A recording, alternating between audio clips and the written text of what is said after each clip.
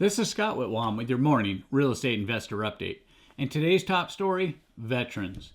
In 1918, on what has become known as Armistice Day, in the 11th month of the 11th day and at the 11th hour, there was a day that was memorialized for the end of hostilities in World War I.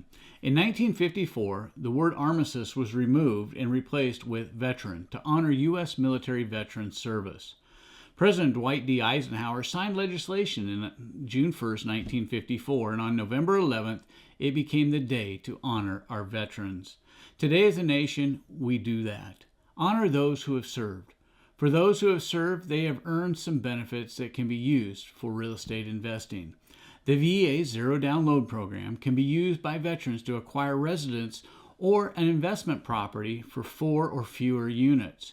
You earned it. So consider using your benefit to build wealth through real estate. In today's mortgage rate update, REI Opposing Forces. It is as if there were two north-facing magnets trying to come together.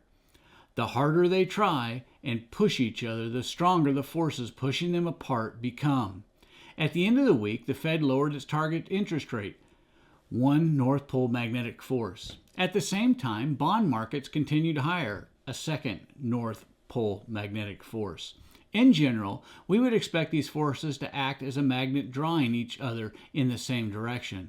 As the Fed has lowered the target rate, the mortgage rates have increased, and that is the case again this past week. According to Freddie Mac, they were reporting the 30-year fixed-rate mortgage national average for last week ended at 6.79%, up from 6.72%.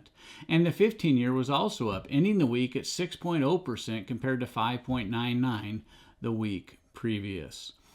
In today's wrap-up, nothing has changed. And yet we're already seeing dynamic changes. Take, for instance, the European Union announcing a plan to move from Russian LNG to U.S.-produced LNG. And what about the announcement of Breville that they will pull manufacturing out of China? They won't be the last. As companies evaluate what public policy will be likely under President-elect Donald Trump and the Republican Congress, the wheels of economic change appear to be in motion. As the stock market reacted, bouncing up 4.8% last week after the election. Though it may be some months before Main Street begins to feel the economic optimism, real estate investors can get in on the leading edge of the coming change. Now may be the time to consider your 2025 investing objectives. Be sure to subscribe to the Morning Real Estate Investor Update and catch me on the weekly Whitwam Wealth Real Estate Podcast.